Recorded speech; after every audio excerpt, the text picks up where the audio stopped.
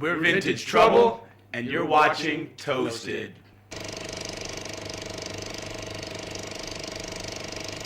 Vintage Trouble, welcome to Amsterdam. Thank you. This is your first time in Amsterdam, right?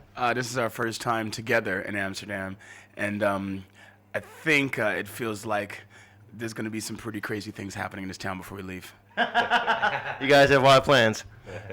We have no wild plans except for to be wild. Hey, talking about wild, I saw a couple of your live gigs on YouTube. That's a fantastic live show. Thank you. What is this YouTube you speak of? I've never heard of You it. should check it out one day, maybe. You're on it, man. I mean, it's amazing for us because I guess YouTube does end up being the live performer's best friend. For us, it's brought so many people to our gigs. YouTube has allowed us to expand our family. And I think for some reason what we're doing, it does resonate through the computer screen and people can understand that it's something they need to come to and be a part of. We're lucky that the parties that we create in the nights in these clubs, you can feel it when you see these YouTubes, and so it brings a lot of people. I would say besides our management and agents, probably YouTube would be the third biggest promoter we have in the world. Why are you guys so popular in the UK, especially? Because I mean, you outsold Glee, and you were topping the Amazon charts. What's it? Why are you guys so big in the UK? Hello. Except that you're damn sexy, yeah. No, I'm just joking. Do you want to take that? Well, Being European himself. European here. We're so big here because we've got because a quarter of our bloodline in our band is European. I had to drag him back to Europe. No, I think, especially UK people, they seem to be very open to new music, America sometimes it takes a little longer than need to be told over and over again, and I think UK definitely is more adventurous with music, and they find something to hold on to, and we happen to be that, and it's great for us. We do music that we love to do, that we always wanted to do and stand up for, and we got really lucky. I was actually surprised to find out that you guys only existed for like maybe 2.5 years. Not even. 19 we have months. 19 months. That's ridiculous.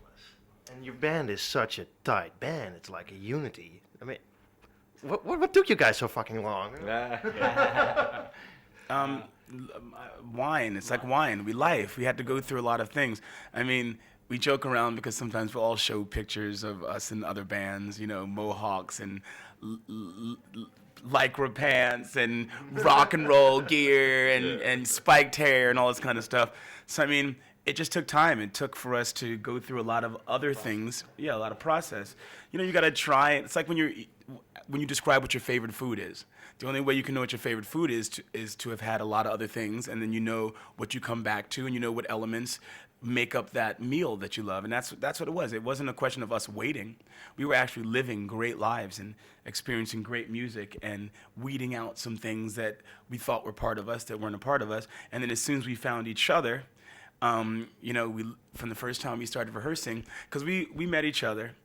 I mean, we got together as a band. We rehearsed for 3 weeks. We did our first show, and then 3 months later, we recorded our first record in 3 days. And I think a lot of that happened because from the first downbeat where we started playing, we also spoke to each other and said we're going to challenge ourselves to be as raw and as authentic, and as the only gimmick we were going to have was the non-gimmick. And if we play clean and strong and groovy and stay clear on our mission, which is to get people in their bodies and to make people dance again through music, then all the bullshit will be gone. So it took us some years individually, but as soon as we got together, it was just like that.